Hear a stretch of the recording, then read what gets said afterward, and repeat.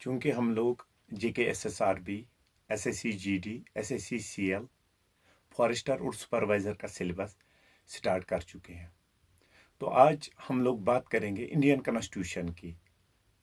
इसके मुतल्लिक जो भी लॉज हैं उनके ऑब्जेक्टिव्स हम लोग इस वाली वीडियो में जो है देखेंगे। होप कि आप लोगों को ये वीडियो अच्छी लगेगी, और अगर वीडियो अच्छी लगे तो लाइक, सब्सक्राइब और शेयर करना ना भूलें।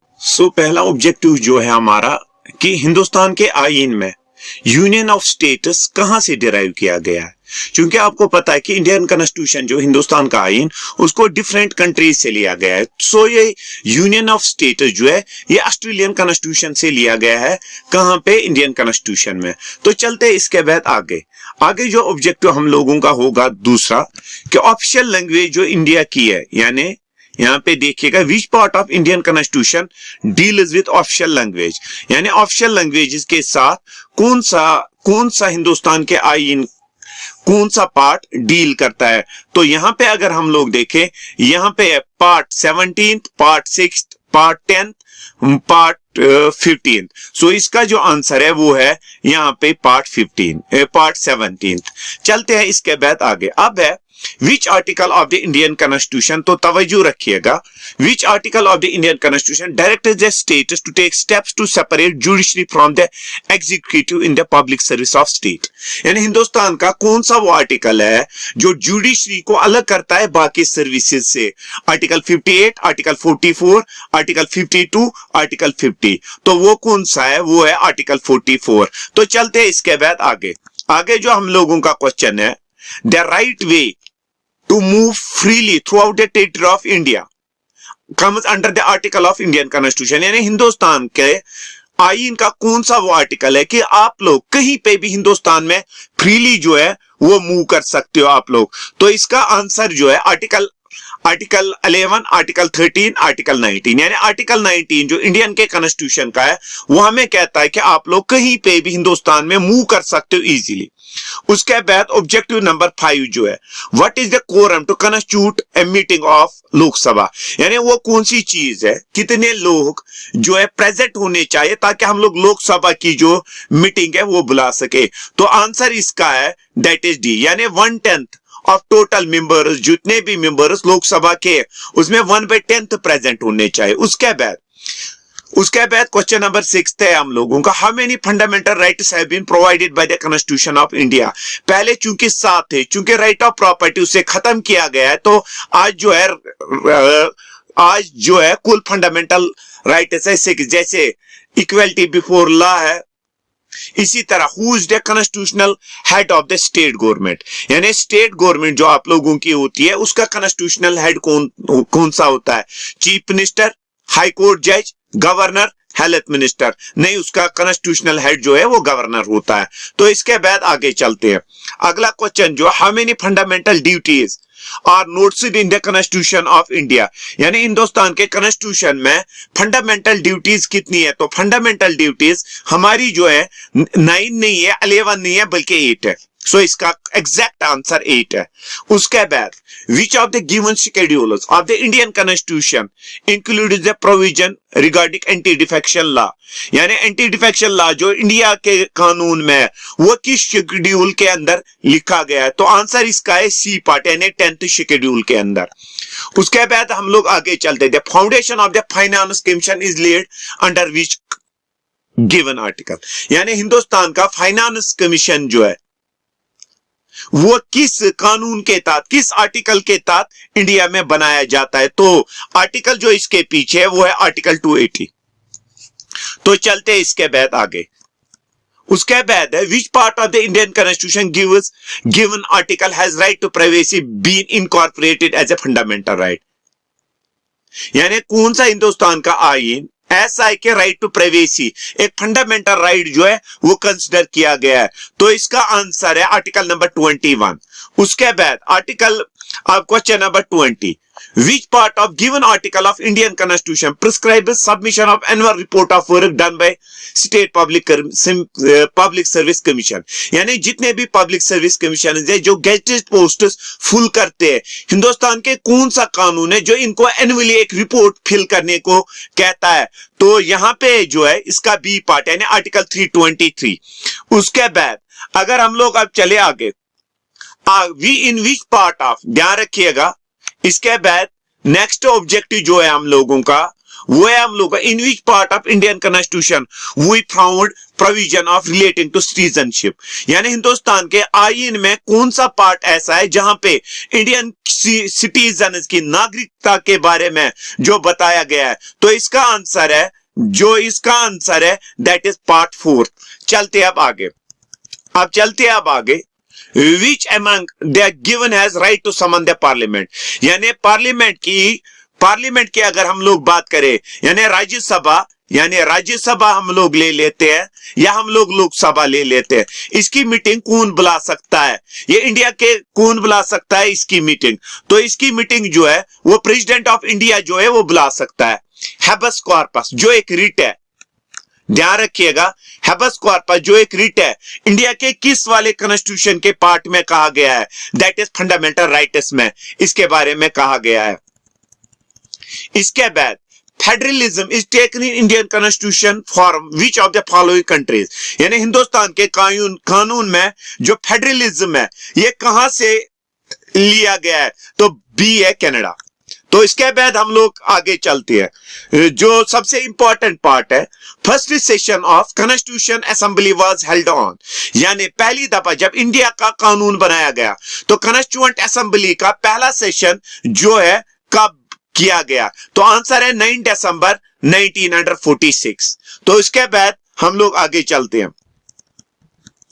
उसके बाद 18th जो हम लोग है, what does the 10th schedule of Indian constitution contains, यानी 8th जो शेड्यूल है वो इंडिया के कॉन्स्टिट्यूशन के किसके बारे में हमें कहता है? तो आंसर जो है इसका ये हमें बताता है disqualification on the ground of defection. तो चलते हैं 19th ऑब्जेक्टिव के तरफ। Which article of the Indian Constitution states directive principles, यानी डायरेक्टिव प्रिंसिपल्स जो स्टेट की है ताकि इंटरनेशनल पीस और सिक्योरिटी को मेंटेन किया जाए, किस आर्टिकल में कहा गया है? 57 में नहीं, 51 में नहीं, 59 में नहीं, 54 में नहीं, बल्कि आंसर जो है वो है 51। अब India is called a secular country because India को सेक्युलर कंट्री क्यों कहा गया है? Secular country because the citizens have the fundamental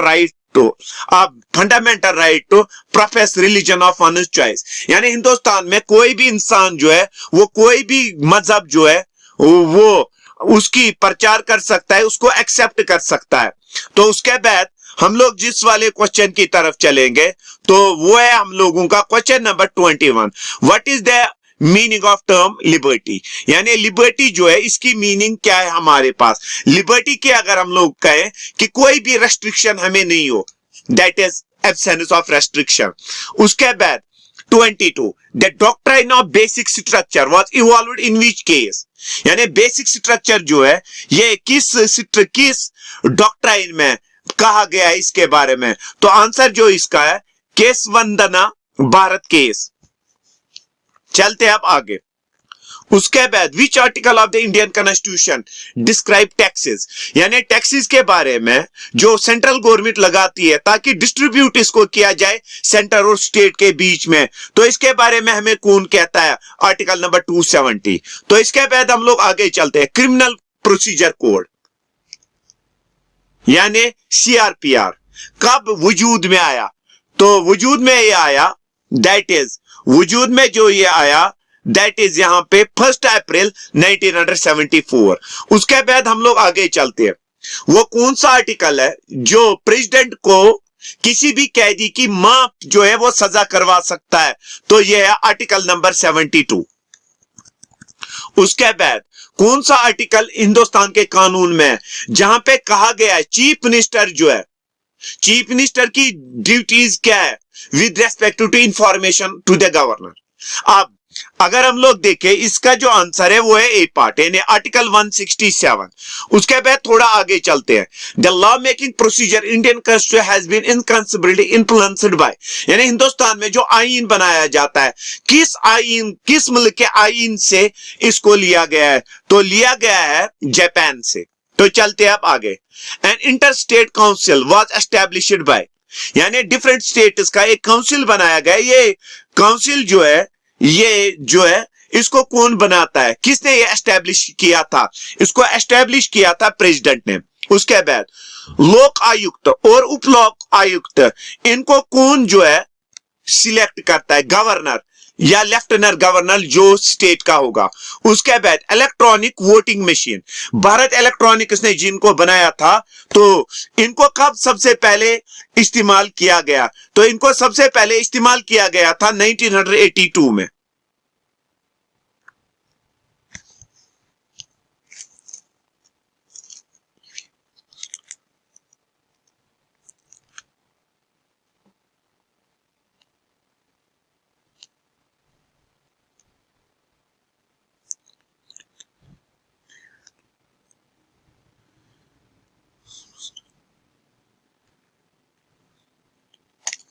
तो इसके बाद आगे चलते हैं।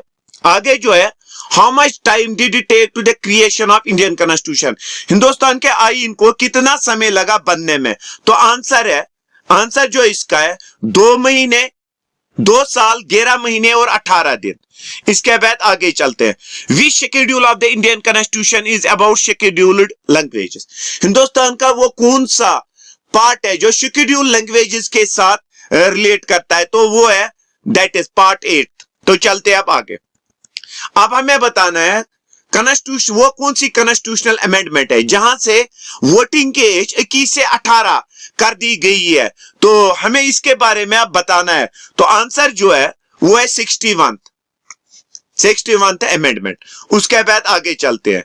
अब वो कौन सी अमेंडमेंट है हिंदुस्तान की कानून में जहां पे पंचायत राज को शुरू करने की जो है मंजूरी दी गई?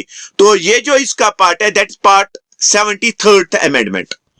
तो इसके बाद आगे चलते हैं। हिंदुस्तान का वो कौन सा कॉन्स्टिट्यूशन का पार्ट है जो प्रेसिडेंट रूल किसी भी स्टेट में, किसी भी यूनियन टेरिटरी में लगा सकता है? तो इसका आंसर जो है बी पार्ट, दैट्स आर्टिकल 356। तो चलते अब आगे। हिंदुस्तान का जो वाइस प्रेसिडेंट है कॉन्स्टिट्यूशन के किस पार्ट से लिया गया है? तो ये लिया गया है कॉन्स्टिट्यूशन के दैट इज अमेरिकन कॉन्स्टिट्यूशन से लिया गया है। उसके बाद हिंदुस्तान का वो कौन सा आर्टिकल है इंडियन कॉन्स्टिट्यूशन में जहां पे काउंसिल ऑफ मिनिस्टर्स मदद कर सकते हैं क्या प्रेसिडेंट को कोई कानून बनाने में? तो इसका आंसर जो है वो है आर्टिकल 74। इसके बाद आगे चलता है। Which article of the Indian constitution deals with the fundamental rights, यानी फंडामेंटल राइट्स के साथ कौन सा हिंदुस्तान का कानून डील करता है? वो है आर्टिकल 12 टू आर्टिकल 35। उसके बाद राज्यसभा जो है वो मनी बिल को डिले कर सकती है ताकि इसे लोकसभा में रखा जाए। कितने मैक्सिमम पीरियड तक इसको लोकसभा में रखा जाता है मनी बिल को? तो आंसर जो है इसका 14 दिनों तक। तो उसके बाद आगे चलते हैं। The number of Lok Sabha seats were raised from 525 से 545 जो लोकसभा सीट्स बनाई गई, ये किस कॉन्स्टिट्यूशनल अमेंडमेंट के तहत बनाई गई? That is 31। अब हमें बताना है हिंदुस्तान का वो कौन सा आर्टिकल है जो डील करता है, किसके साथ डील करता है? वो national commission of scheduled castes. तो इसके साथ जो रिलेट है वो है सी पार्ट। तो इसके बाद आगे चलते हैं। अब हमें बताना है DPSP directive principle of state Hindustan के किस मुल्क से लिया गया है डायरेक्टिव प्रिंसिपल को? तो इसका जो आंसर है वो है D part, that is Ireland. तो चलते हैं इसके बाद आगे। हिंदुस्तान जो है हाईकोर्ट को हिंदुस्तान के किस कानून के तहत पावर दी गई है? तो वो है इसका आंसर है डी पार्ट, दैट्स आर्टिकल 226। उसके बाद थोड़ा आगे चलते हैं। इलेक्टोरल कॉलेज जो वाइस प्रेसिडेंट को सिलेक्ट करता है, इसमें कौन कौन से मेंबर्स होते हैं? तो इसमें होते हैं that is all the members of Rajya Sabha. इसके बाद आगे चलते हैं। कौन सा आर्टिकल ऐसा है जो इलेक्शन कमीशन के बारे में जहां पे कहा गया है, तो इसमें जो कहा गया है that is article 324। Economic intelligence council, इसका जो चेयरमैन होता है वो कौन होता है? चेयरमैन जो इसका होता है, आप लोग देख सकते हैं, इसका चेयरमैन जो होता है वो होता है फाइनेंस मिनिस्टर।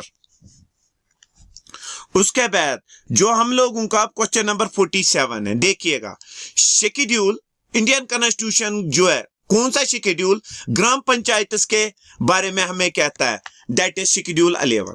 उसके बाद आगे चलते हैं। अब प्रेसिडेंट जो है वो बिल को किसी इंडेफिनिट पीरियड के लिए रख सकता है, उसको हम लोग क्या कहते हैं? ठीक है ना, पॉकेट वीटो है, रेगुलर वीटो है, एब्सोल्यूट वीटो है, ऑल ऑफ दीज। तो इसको हम लोग कहते हैं पॉकेट वीटो, पॉकेट वीटो। सो ये वाला आंसर। अब 49 की तरफ चलते हैं। इंडियन कॉन्स्टिट्यूशन में जो सुप्रीम कोर्ट का जज है उसकी एज कितनी होनी चाहिए, यानी मिनिमम एज उसकी कितनी होनी चाहिए ताकि वो रिटायर हो सके, वो है 65। तो चलते हैं अब आगे। अब विच part of the Indian constitution deals with government in states.